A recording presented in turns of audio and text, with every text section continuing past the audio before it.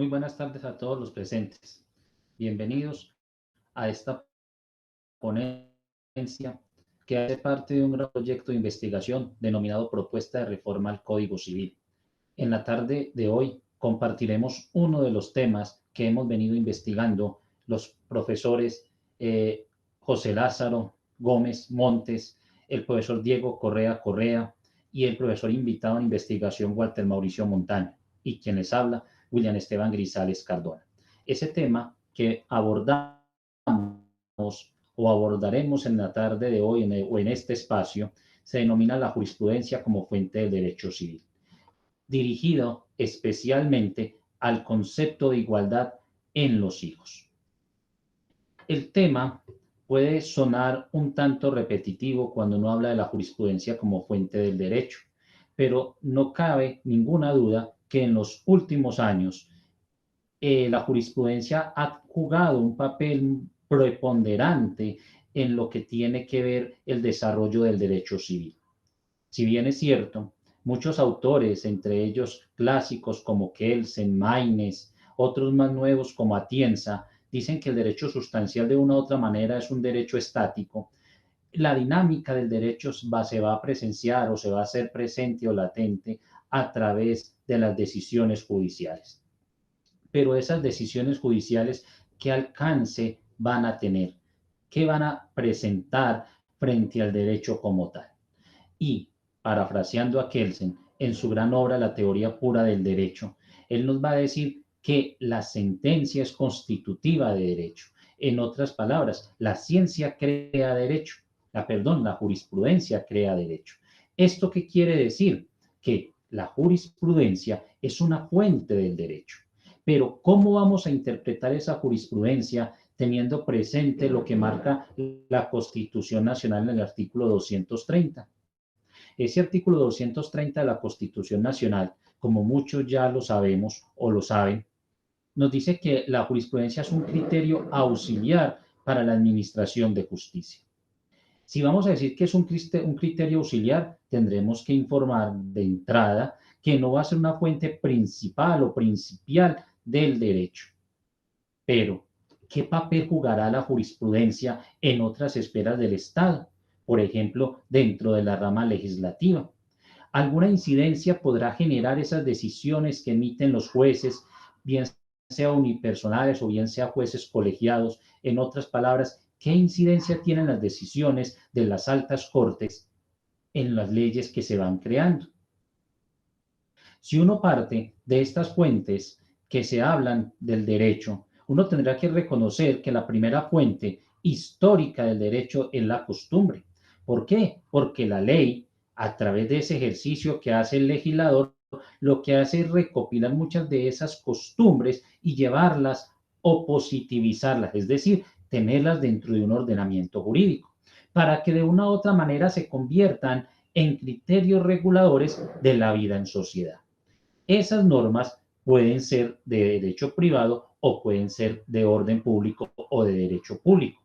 Normalmente las normas de derecho privado son aquellas que van a regular las relaciones negociales entre las partes, entre las personas, mientras que las de orden público o de derecho público ya es una regulación del Estado frente a los particulares. Lo que se busca con esas normas es la protección de bienes jurídicamente protegidos. Pero para nuestra investigación y hacia donde se dirige esta es cómo se pueden proponer varias reformas a los artículos que integran el Código Civil o incluso como alguna nacional, una universidad en Colombia, la Nacional, señala que hay que hacer una reforma íntegra del Código Civil.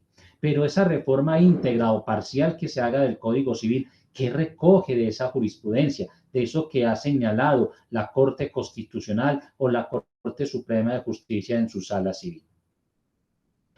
Tradicionalmente, hemos entendido por jurisprudencia una serie de fallos reiterativos sobre un mismo tema, o si queremos decirlo de una forma mucho más amplia, sobre temas similares. Allí, cuando hablamos de esas decisiones varias que se han tomado sobre temas similares, el juez le está informando a la comunidad y entre ellos al legislador que hay que hacer cambios muchas veces en la estructura como tal de la norma. Hay que hacer variaciones. ¿Y por qué hay que hacer esas variaciones? Porque hay que adecuar esa norma que se creó hace 5, 10 o 100 años o más de 100 años al contexto histórico, político y cultural que hoy rige en un determinado país. Para el caso nuestro, Colombia. La jurisprudencia, y partimos de un ejemplo concreto, legitimación, legítimo, ha tenido una identidad, una significación distinta en lo que se ha venido abordando en los últimos años.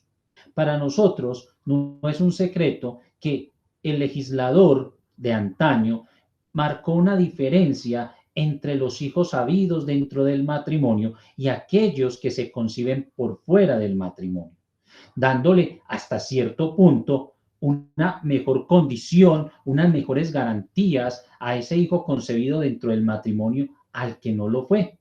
Pero hoy en día, frente a los deberes que se tienen frente a los hijos, bien sea en el matrimonio o por fuera del matrimonio, la jurisprudencia constitucional, la del Tribunal Constitucional, ha indicado que esa palabra legítimo debe ser declarada inexequible en varios contextos. ¿Por qué? Porque independiente de que se trate de un hijo legítimo o no, y ese legítimo o no entre comillas, el deber y los deberes y las obligaciones que tienen los padres tienen que ser exactamente las mismas.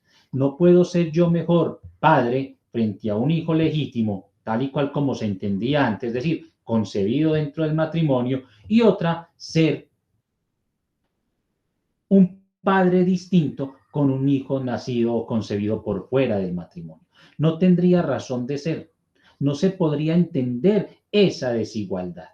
De allí que hablar de jurisprudencia y hablar de esa fuerza que tiene la jurisprudencia hoy en día, si lo pensamos para crear el derecho, es generar también un trato igual entre las personas. Es como quitar esas desigualdades que el Código Civil en algunos contextos, en algunas instituciones consagraba y marcarla o proponerla hoy de una manera distinta. Proponer esa norma con un alcance distinto de tal manera que al aplicarse por el juez la norma se cumpla con la igualdad.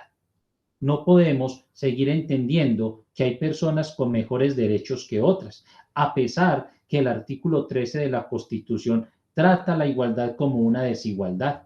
Pero esa desigualdad que se va a presentar entre personas tiene que ser debidamente justificada, tiene que resistir un juicio de razonabilidad, un test de razonabilidad. Si la norma como tal no resiste ese test de razonabilidad, es una norma que no puede estar dentro del ordenamiento jurídico.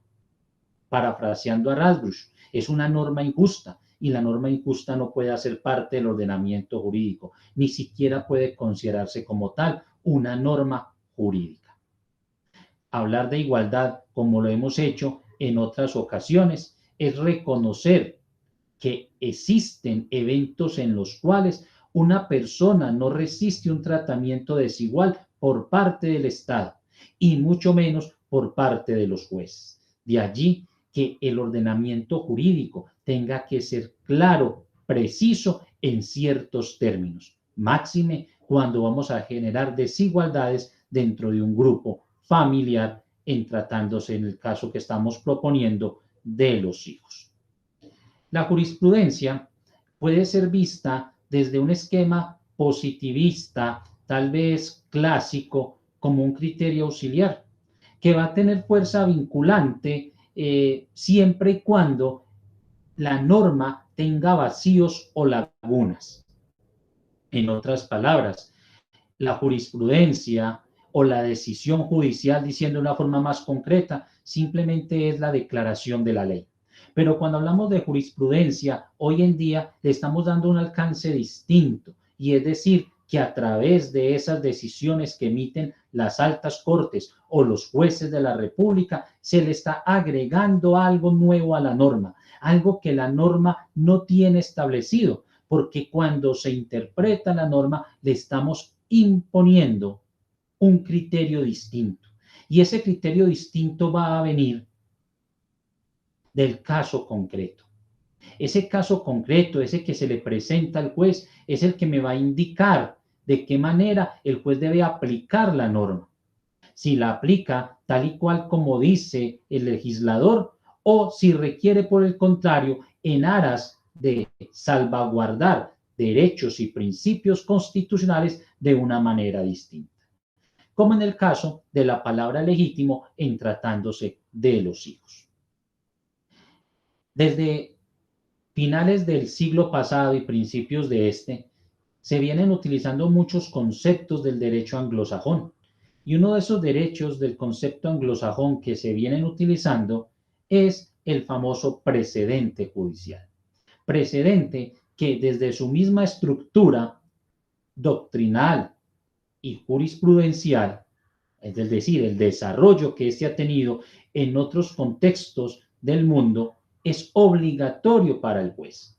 El juez no se podrá apartar de lo que establece el precedente, salvo situaciones muy especiales.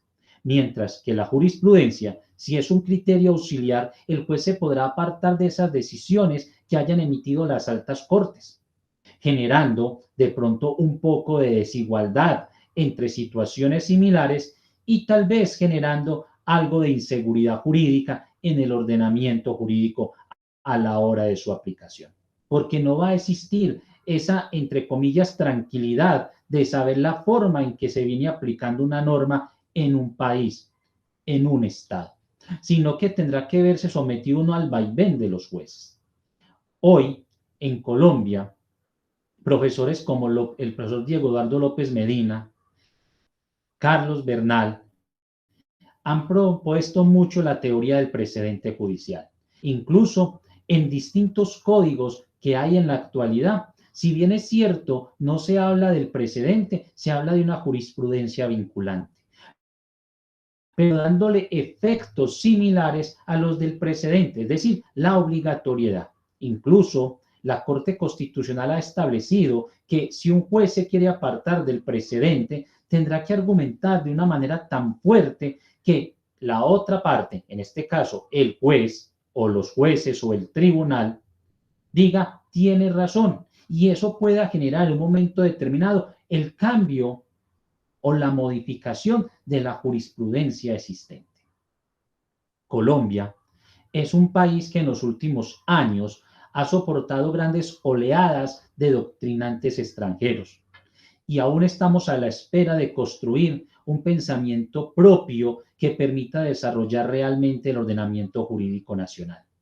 Por ello, consideramos que una propuesta de reforma al Código Civil, en este caso, hablando de la palabra legítimos, en otras palabras, es eliminándola frente a los deberes y obligaciones que tienen los padres frente a los hijos, es acertada de acuerdo a lo que ha planteado la Corte Constitucional colombiana. De mantener la palabra legítimo en muchos de los artículos lleva a que se genere una desigualdad en el núcleo familiar.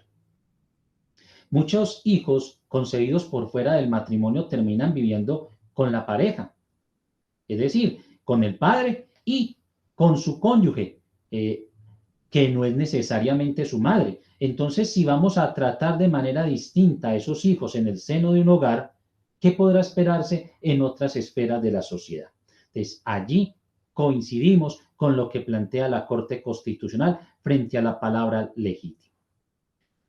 La jurisprudencia no podemos considerarla simplemente como un criterio auxiliar para los jueces. Es un criterio principal que deben tener los jueces a la hora de emitir sus decisiones. Pero también la jurisprudencia debe convertirse en guía, en faro para las leyes que vayan a realizar, que vaya a crear el legislador. Porque el legislador no puede seguir creando normas que sean totalmente contrarias a una realidad política, social, cultural y jurídica. Se han encontrado ejemplos donde la Corte Constitucional ha manifestado una situación y sin embargo el legislador en las normas que va creando señala situaciones totalmente distintas. Es importante resaltar en este momento que El Código Contencioso Administrativo señala la obligatoriedad o la unificación de la jurisprudencia, pero desde un punto de vista amplio, la jurisprudencia misma es unificación. No podemos concebir las decisiones de manera aislada y mucho menos cuando hablamos de jurisprudencia, porque como dijimos al inicio de esta presentación, de esta ponencia, la jurisprudencia son fallos reiterativos sobre temas similares, sobre un mismo tema, si lo queremos decir de esa manera. Y si es el criterio que se da sobre un tema similares o un mismo tema, allí ya se presenta una unificación. Entonces no se encuentra tampoco muchas veces la razón por la cual el legislador en el Código Contencioso Administrativo señala la unificación de la jurisprudencia, como queriendo decir que puede existir jurisprudencia totalmente distinta. No, desde el mismo concepto de jurisprudencia hablamos de unificación. Y el Código General del Proceso, cuando habla de la casación, dice que la finalidad de la casación es la unificación de la jurisprudencia nacional, entendiéndose en estos casos jurisprudencia como las distintas decisiones, las distintas sentencias que emiten los jueces unipersonales o los jueces colegiados de inferior rango. Incluso muchas veces en sus salas de decisión, el mismo tribunal, Corte Suprema de Justicia en su sala civil, puede tomar decisiones distintas. Al hablar de jurisprudencia y hablar de pronto de ese sentido de unificar jurisprudencia, lo que se quiere decir también es actualicemos la jurisprudencia. Es importante que la Corte Suprema de Justicia, en cualquiera de sus salas y en especial la sala civil, también siga algunos de los derroteros propuestos por la Corte Constitucional, en aras de unificar esos criterios, esa forma de ver y de interpretar el derecho. La interpretación del derecho no puede estar sujeta al vaivén del ánimo de un juez, sino que tienen que existir también ciertas reglas que generen una unificación en esa interpretación y no resquebrajen el principio de la seguridad jurídica. A todos ustedes, una feliz tarde, una feliz noche y un fuerte abrazo. Hasta luego.